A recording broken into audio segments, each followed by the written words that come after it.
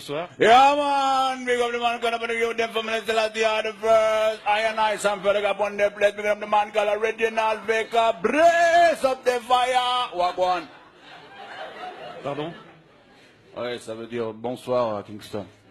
D'accord. Alors vous êtes un consommateur régulier de cannabis, vous êtes aussi membre d'un groupe de reggae suisse, Yeah, Brada Framanada Mada. Brother from another mother, man. C'est quand tu es frère, tu es brother, mais tu n'as pas la même maman, man. Brother from another mother, brother from another mother, brother from another mother.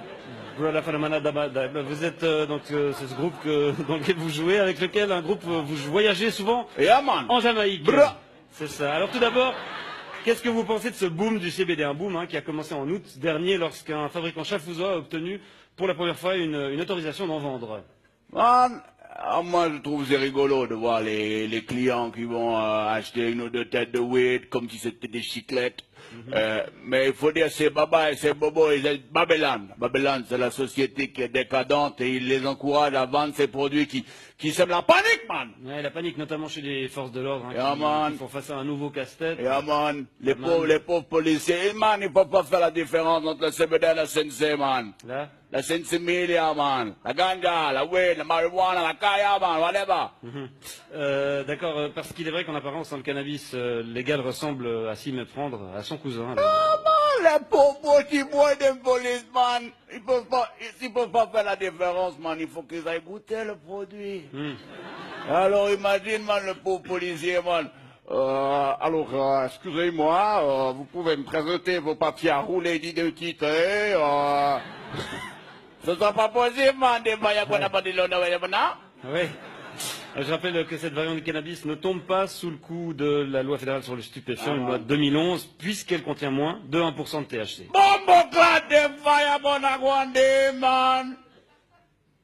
Il faut savoir qu'on obtient ce tabac en manipulant la plante. Man. En la manipulant. En manipulant la plante. Génétiquement? En faisant des croisements, man, des petites chimies, et on atténue comme ça le produit, on le rend allégé. Et aujourd'hui, man, c'est partout comme ça dans la société, man. C'est exactement la même chose comme les sodas sans sucre, les yogourts allégés à la gélatine de porc, ou l'huile d'olive sans olive, man. Ça va pas, man. C'est pas du vrai cannabis, selon Man, vous? non, man, la vraie weed, la vraie ganja. La vraie ganja. Il faut la planter avec amour. Il faut la faire grandir sous les incantations de Joe Rastafari. Et ensuite, il faut la récolter, la faire sécher, la fumer pure, sans tabac, man. Comme dans la chanson. Give me the weed, good ganja weed, but I want it, whatever they got it, weed, dude. Bon, naturel ou pas, le cannabis contenant un taux de THC élevé. C'est quoi THC? Tétrahydrocannabinol, tétrahydro peut-être. Yeah, c'est d'abord une drogue et contre laquelle les pouvoirs publics sont censés lutter, monsieur Frediger.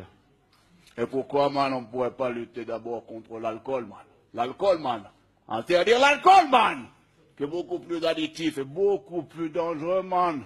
Bon, ça, c'est pas... C'est pas quoi? C'est pas ce qu'on dit. Il suffit de regarder l'expérience, man, des exemples qui sont tout autour de toi dans la vie, man. Si tu bois trop d'alcool, man. Ça va le coude. Ça va nickel. Si tu bois trop d'alcool, man, tu vas commencer à dire des conneries. Ensuite, tu vas rouler des pelles à une inconnue. Ensuite, tu vas te battre. Ensuite, tu vas te retrouver tout nu dans la rue. Le sgeg galère.